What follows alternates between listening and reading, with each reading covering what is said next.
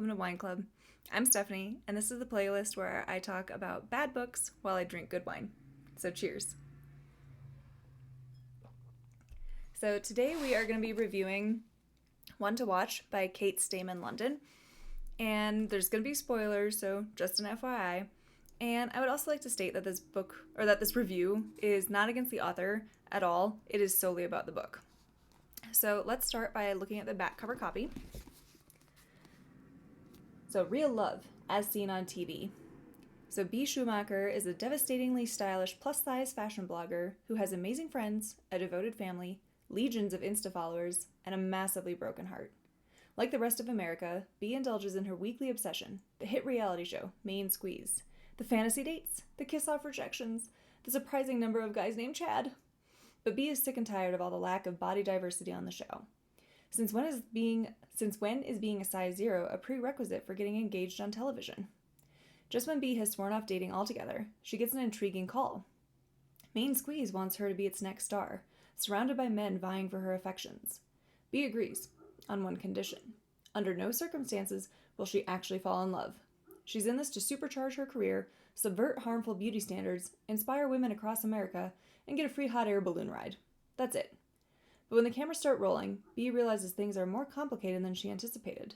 She's in a whirlwind of sumptuous couture, internet culture wars, sexy suitors, and an opportunity, or 2, or 5, to find messy, real-life love in the midst of a made-for-TV fairy tale. In this joyful, razor-sharp debut, Bea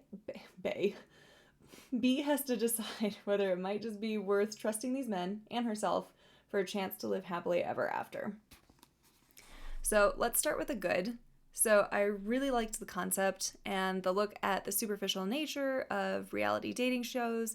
And I also kind of liked the look behind the scenes, especially when all of her work that she does with the producers and the film crew. And I also will say, just even reading the back cover copy, I really like her style of humor. I think it's really funny. And kind of going back to the production, I do have to say it was also pretty true to life how horrible people can be when they're behind screens. You know, a lot of people, it's really easy to attack others when you probably wouldn't have said that to her face. I will also say that it was a very easy to read book. I think I finished this in 2 days. It'd be a really great book to take on vacation or to read on a plane. Something just kind of light, a little fun. I mean, again, this is very much making shots, I guess, kind of at The Bachelor or The Bachelorette. I also liked the mixed media approach that the book takes. There are excerpts of, IMs, texts, emails. I think there's also scripts from TV shows or transcripts of a show. What else? I think there were some tweets, just a mixed media approach, and it really worked at the beginning, and then near the end, it kind of felt like it was just being forced in because it was already existed in the beginning, where it didn't feel as cohesive as it had earlier. I also did like the representation in the book. There's a lesbian best friend, an asexual character, a gender non-conforming character, the Asian love interest.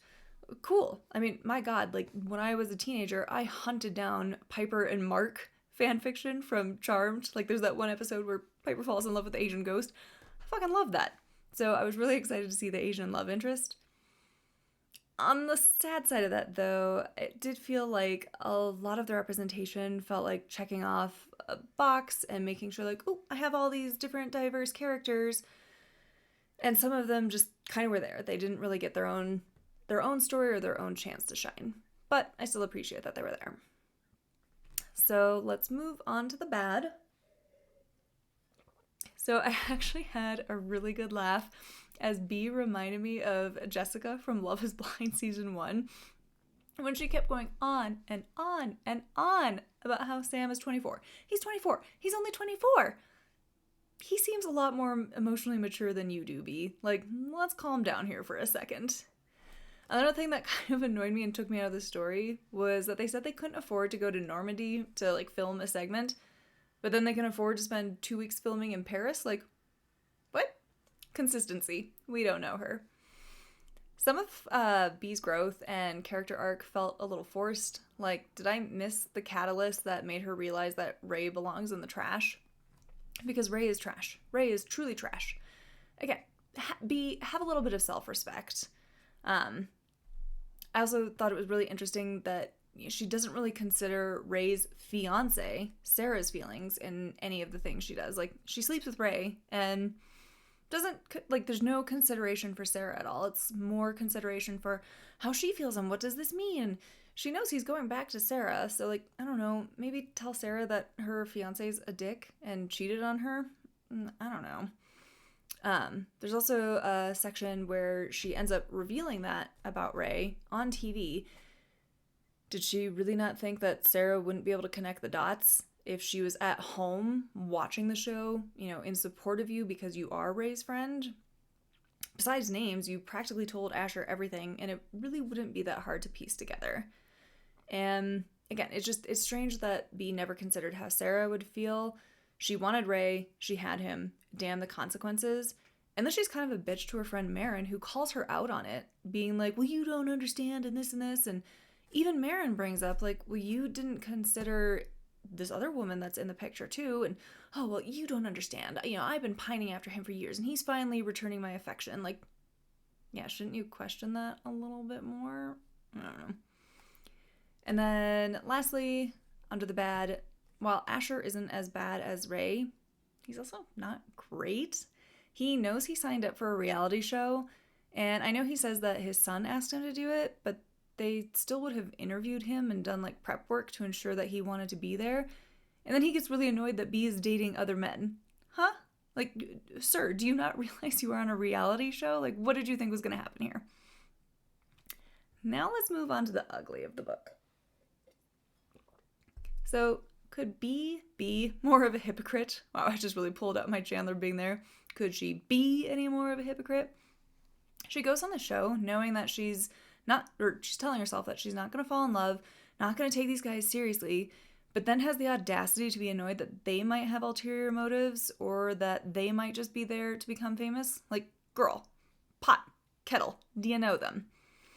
She's also kind of an immature brat. Like, she loves storming off, she loves giving people the silent treatment, and essentially kind of refuses to do her job, which is rich considering part of the reason she went on was like, oh, well, I'm not really doing this. I'm not really dating these guys. I just, want to further my career. Then be professional about it and further your freaking career. She runs away the second the going gets tough, and then, or even when she faces the tiniest bit of conflict. Not exactly what the back cover promised of a heroine who is going to inspire women across America. I'm not feeling the inspiration, B.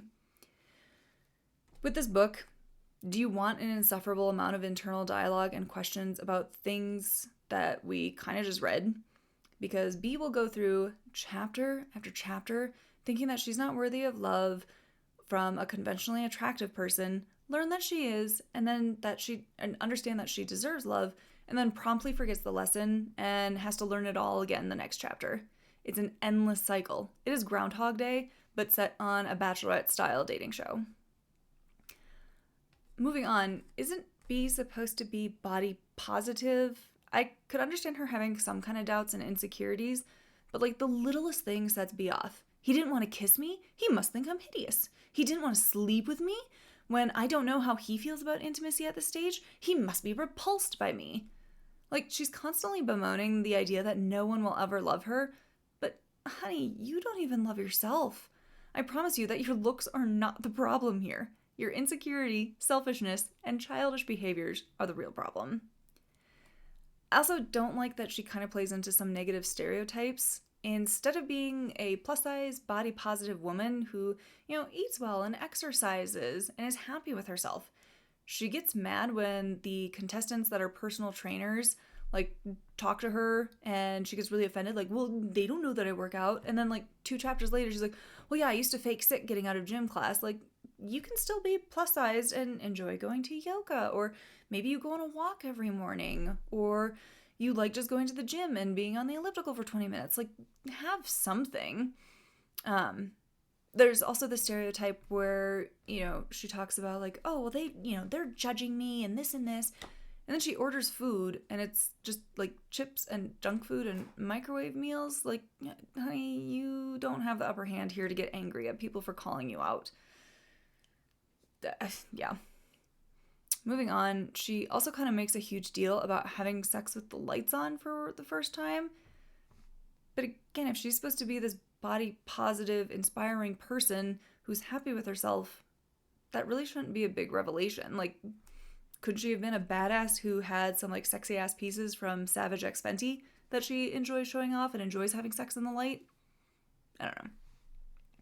It was also kind of gross when people kept saying she was so brave.